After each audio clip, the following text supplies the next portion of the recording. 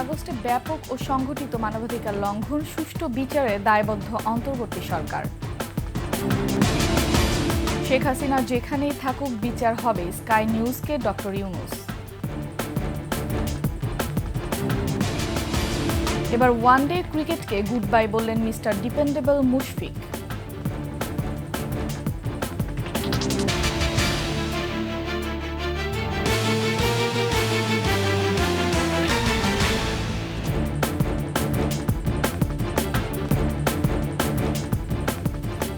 শুনছিলেন সংবাদ শিরোনাম। আমন্ত্রণ ২১শে সংবাদে, সাথে আছে আমি ফারহান আলুপা। দর্শক, ২১শে টেলিভিশনের সংবাদ একসাথে সরাসরি দেখতে পাবেন আমাদের ফেসবুক পেজ www.facebook.com/2124 অনলাইনে।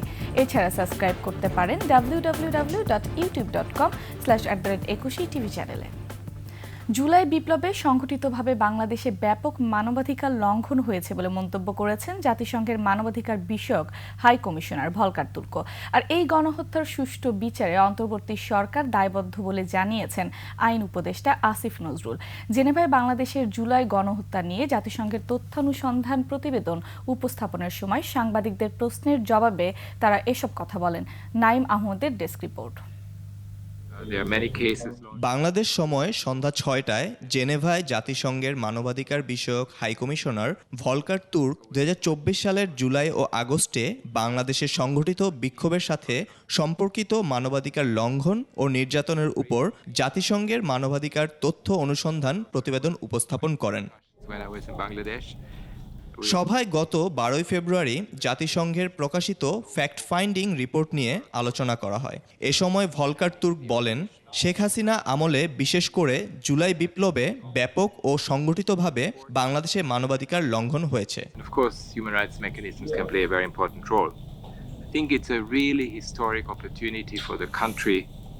To stop the cycle of reprisals that we have seen in the past, to bring the nation together, to engage in trust building and healing.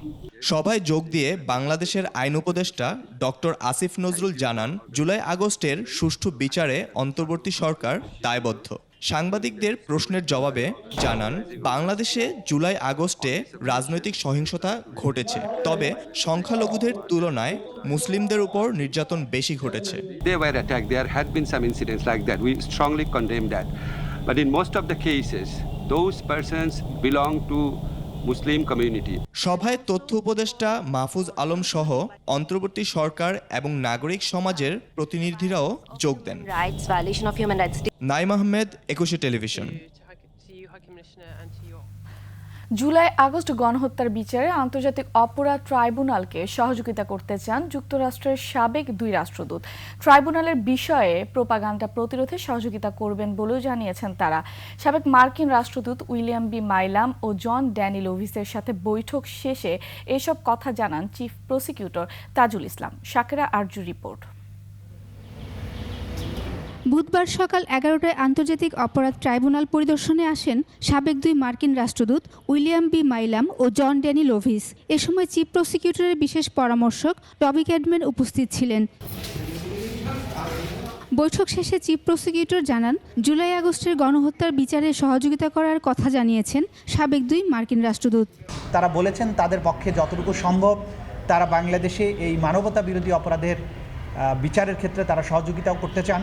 এই বিচারের ব্যাপারে যে সমস্ত ডিসইনফরমেশন ছড়ানো হয় সেই ব্যাপারে তারা উদ্বেগ প্রকাশ করেছেন। বাইরে নানান ধরনের প্রোপাগান্ডা ছড়ানো হয়, তারা যেহেতু এগুলো নিয়ে দীর্ঘ অভিজ্ঞতা আছে তাদের কাজ করার, সুতরাং তারা বলেছেন এই বিষয়গুলোর ব্যাপারেও তারা আমাদেরকে সাহায্য করতে পারেন। এদিন জুলাই আগস্টে আন্দোলনের সময় গাজীপুরের কলেজ ছাত্র হৃদয় হত্যার অভিযোগে সাবেক ওসি ও ডিবি পরিদর্শক সহ ৫ পুলিশ সদস্যকে আন্তর্জাতিক ট্রাইব্যুনালে হাজির করা হয়। পরে তাদের কারাগারে পাঠানোর নির্দেশ দেন ট্রাইব্যুনাল। আকরাম হোসেন আজকে এখানে উপস্থিত ছিল কোর্টে। তাকে আমরা জিজ্ঞাসাবাদ করে কে তাকে এই রাইফেল দিয়ে গুলি করার হুকুম দিয়েছিল এবং তার সাথে কারা কারা ছিল তাদেরকে আইডেন্টিফাই করার জন্য জিজ্ঞাসাবাদের জন্য কোর্টের কাছে একদিনের অনুমতি চেয়েছি। আগামী ১১ই মার্চ তাকে আমরা জিজ্ঞাসাবাদ করব, অর্থাৎ আমাদের তদন্ত সংস্থা তাকে জিজ্ঞাসাবাদ করবে। এদিকে দ্রুতই সাবেক প্রধানমন্ত্রী শেখ হাসিনার বিরুদ্ধে তদন্ত প্রতিবেদন পাওয়া যাবে বলে আবারও জানালেন চিফ প্রসিকিউটর। দিনরাত কাজ চলছে, ইনশাআল্লাহ কারোর মধ্যে কোনো গাফিলতি নেই। শাকেরা আরজু, ২১শে টেলিভিশন, ঢাকা। আদালতে হাজির হোক বা না হোক গুম খুন সহ জুলাই আগস্টের মানবতা বিরোধী অপরাধের অভিযোগে ভারতে আশ্রয় নিয়ে ক্ষমতাচ্যুত প্রধানমন্ত্রী শেখ হাসিনা সহ জড়িত সবাইকে বিচারের মুখোমুখি করা হবে বলে জানিয়েছেন প্রধান উপদেষ্টা ডক্টর মোহাম্মদ ইউনূস। ব্রিটিশ গণমাধ্যম স্কাই নিউজকে দেয়া বিশেষ সাক্ষাৎকারে শেখ হাসিনাকে ফিরিয়ে আনতে দিল্লির সঙ্গে যোগাযোগ ও আইনি প্রক্রিয়ার কথা তুলে ধরেন প্রধান উপদেষ্টা। সাক্ষাৎকারে গণ অভ্যুত্থানে নিহতদের বিচার প্রক্রিয়া, ব্রিটিশ এমপি টিউলিপ সিদ্দিকীর দুর্নীতি এবং রোহিঙ্গা সংকট নিয়েও কথা বলেন ডক্টর ইউনূস। দুলি মল্লিকের ডেস্ক রিপোর্ট। টার্গেট ব্যক্তিকে প্রশাসনের লোক পরিচয় দিয়ে হাত পা বেঁধে অপহরণের পর গুম, আয়নাঘরে বন্দী করে নির্যাতন। গুম সংক্রান্ত কমিশনের তথ্য অনুযায়ী 2009 সাল থেকে 2024 সাল পর্যন্ত গেল 15 বছরে 1,500-এর বেশি মানুষকে গুম করা হয়েছে।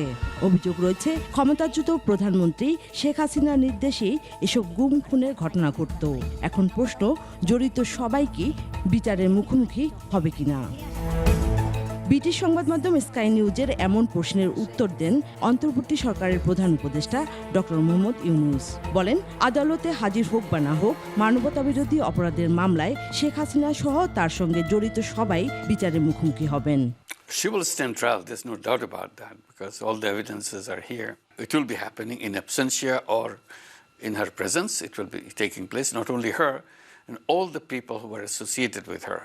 Her family members, her clans, her associates, and all the oligarchs, people who promoted her, supported her, made her the way she is.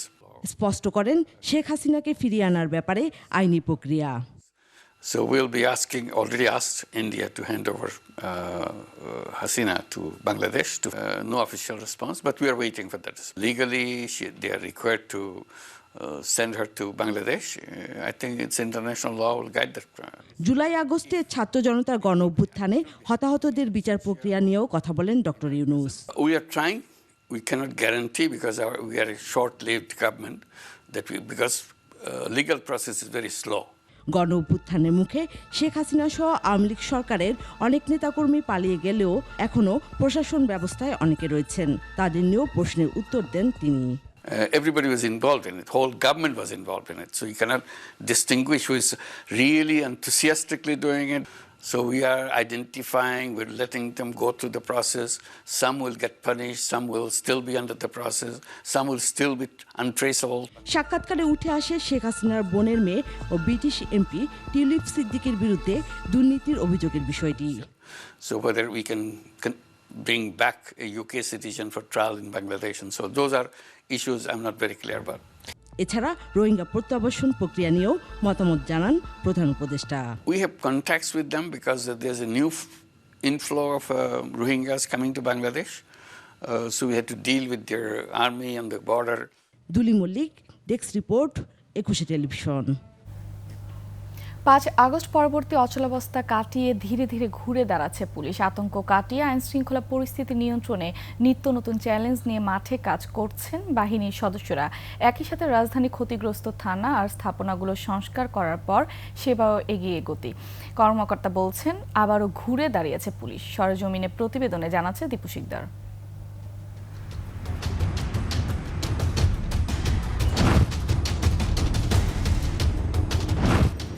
ঢাকার মোহাম্মদপুর থানা গণ অভ্যুত্থানের সময়ে আগুনে ও হামলায় বিধ্বস্ত এই থানা ভবনটি পুরোপুরি সংস্কার করা হয়েছে।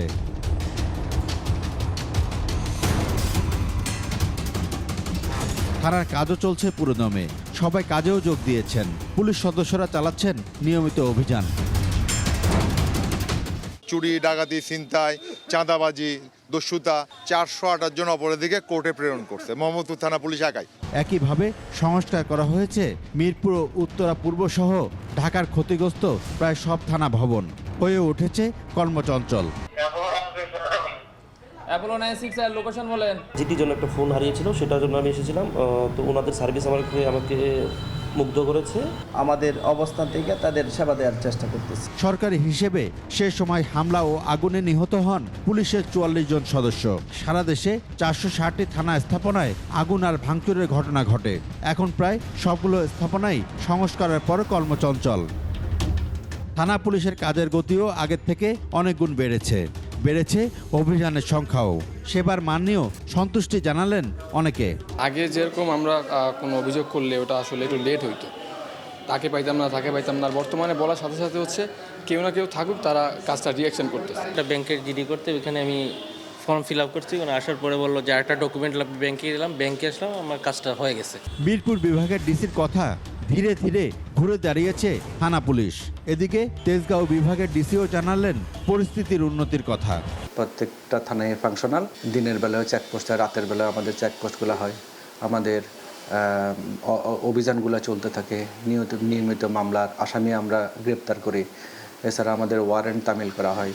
আগে টহল টিম একটু কম ছিল, সেটি বাড়ানো হয়েছে, ফুড পেট্রোল কম ছিল, সেটি বাড়ানো হয়েছে। আইন শৃঙ্খলা পরিস্থিতি বর্তমানে যেমন রয়েছে তার চেয়ে আরও বেটার হবে। চুরি, ডাকাতি আর ছিনতাই রোধে যৌথ বাহিনীর বিশেষ অভিযান চলছে এখন। নাগরিকরা অবশ্য এ নিয়ে ক্ষুব্ধ হলেও পরিস্থিতি ভালোর দিকে যাবে বলে আশা তাদের। সাধারণ নাগরিক হিসাবে বলতে চাই, পুলিশের অনেকটা চেঞ্জ। ডিএমপি বলছে দ্রুত সময়ের মধ্যে যেসব সংকট আছে তা কেটে যাবে, আরও গতি বাড়বে পুলিশের কাজে। সেজন্য সাধারণ মানুষের সহযোগিতা দরকার। স্থাপনাগুলোতে থেকে পুলিশ যে তাদের নিয়মিত কার্যক্রম, প্রাত্যহিক কার্যক্রম সেটা চালিয়ে যাচ্ছে। দীপু শিকদার, 21 টেলিভিশন, ঢাকা। চাহিদার তুলনায় অতিরিক্ত আমদানি হওয়ার পরও বাজারে মিলছে না সয়াবিন তেল। রোজার আগে সরকারের বিভিন্ন সংস্থার সঙ্গে বৈঠকে ব্যবসায়ীরা বাজারে সরবরাহ স্বাভাবিক রাখার প্রতিশ্রুতি দিলেও শেষ পর্যন্ত কথা রাখেননি তারা। অভিযোগ উঠেছে দাম বৃদ্ধির পায়তারায় বন্দরে খালাস না করে গভীর সমুদ্রে ভাসিয়ে রাখা হয়েছে তেল। বিষয়টি নিয়ে অনুসন্ধানে নেমেছে সরকারের একাধিক সংস্থা। আরও জানাচ্ছেন সঞ্জয় অধিকারী। রমজান মাসে 3 লাখ মেট্রিক টন সয়াবিন তেলের চাহিদার বিপরীতে 3,89,000 মেট্রিক টন আমদানি হয়েছে।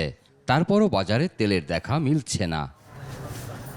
গত সোমবার বাণিজ্য উপদেষ্টা অভিযোগ করেন, দাম বাড়ানোর পাইতারাই বড় 4টি আমদানিকারক বাজারে তেল সরবরাহ কমিয়ে দিয়েছে।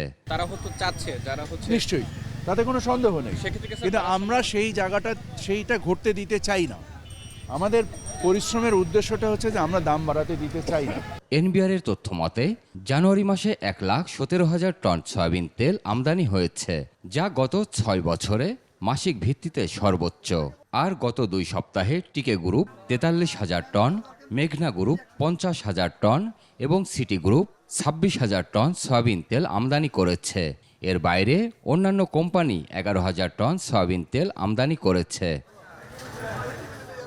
এরপরও ক্রেতারা চাহিদা অনুযায়ী সয়াবিন তেল পাচ্ছেন না। ভোক্তা অধিদপ্তরের মহাপরিচালক বলেন, সরকারকে দেয়া কথা রাখেননি ব্যবসায়ীরা, ফলে বাজারে সয়াবিন তেলের কৃত্রিম সংকট তৈরি হয়েছে। ব্যবসায়ীর সাথে মিটিংয়ের উদ্দেশ্য ছিল যাতে রমজানে মানুষ পণ্যটা সহজে পায়। সেদিন ওনারা প্রকাশ্যে কথা দিয়েছেন যে 25 তারিখ থেকে 26 তারিখের মধ্যে এখানে বাজারে সব সয়াবিন তেল অ্যাভেলেবেল থাকবে, কিন্তু বাস্তবে আজ পর্যন্ত এই ক্রাইসিসটা আছে। এটাকে আমরা বলতে পারি ওনারা কথা দিয়ে কথা রাখেননি। এদিকে অভিযোগ উঠেছে, আমদানি করা তেল চট্টগ্রাম বন্দরের বহির্নোঙরে ভাসিয়ে রাখা হয়েছে।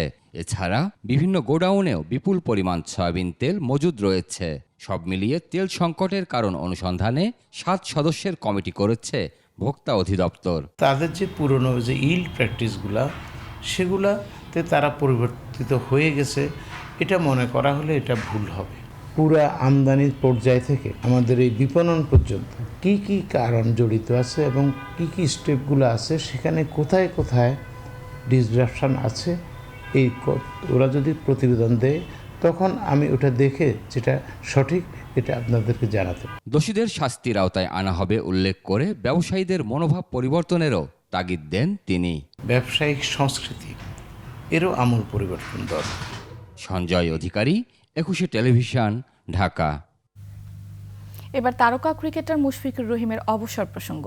তামিম ইকবালের পর এবার ওয়ানডে থেকে অবসরের ঘোষণা দিলেন জাতীয় দলের উইকেটকিপার ব্যাটার মুশফিকুর রহিম। সামাজিক যোগাযোগ মাধ্যম ফেসবুকে দেওয়া পোস্টে এই ঘোষণা দেন 37 বছর বয়সী এই ক্রিকেটার। এখন থেকে শুধু টেস্ট খেলবেন মুশফিক। এর আগে 2022 সালে টি-20 ক্রিকেটকে বিদায় জানিয়েছিলেন মিস্টার ডিপেন্ডেবল। আকাশুজ্জামানের রিপোর্ট। চ্যাম্পিয়ন্স ট্রফিতে চরম ব্যর্থ বাংলাদেশ।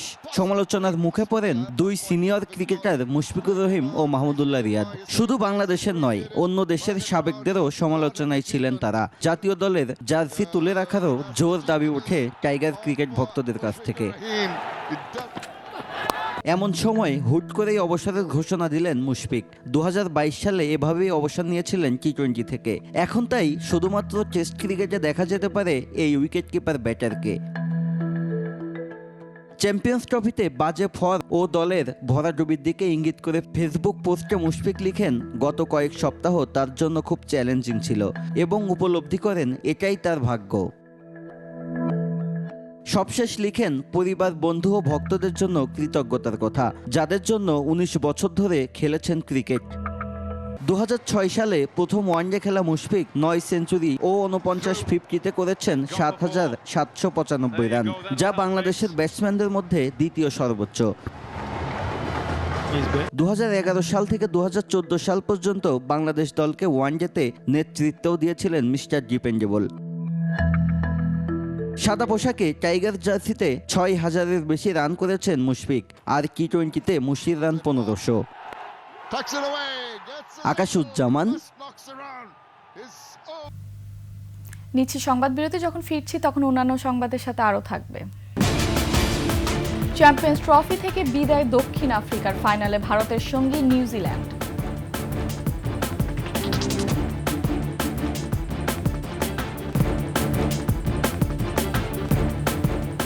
আবারও আমন্ত্রণ 21 সংবাদে। গাজীপুরের কোনাবাড়ির আমবাগ এলাকায় ঝুট গোডাউনে লাগা আগুন ফায়ার সার্ভিসের 2 ঘন্টার চেষ্টা নিয়ন্ত্রণে এসেছে। গাজীপুর ফায়ার সার্ভিসের উপসহকারী পরিচালক মোহাম্মদ মামুন জানান, বুধবার রাত 10:45টার দিকে কোনাবাড়ি আমবাগ এলাকায় একটি ঝুটের গোডাউনে আগুন লাগে। পরে তা ছড়িয়ে পড়ে। খবর পেয়ে প্রথমে কোনাবাড়ি ফায়ার সার্ভিসের 2টি ইউনিট ঘটনাস্থলে গিয়ে আগুন নিয়ন্ত্রণে আনতে কাজ শুরু করে।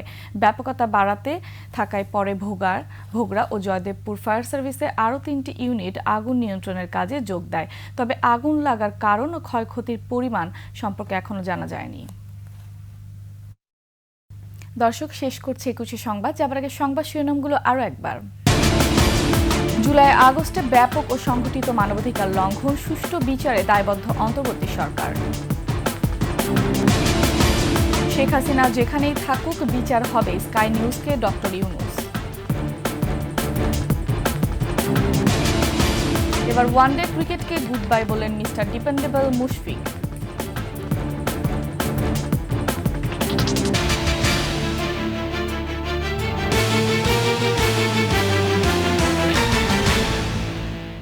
সবশেষ সংবাদ জানতে ডায়াল করুন 2021 নাম্বার আর ভিজিট করুন 21tv.com ওয়েবসাইটে।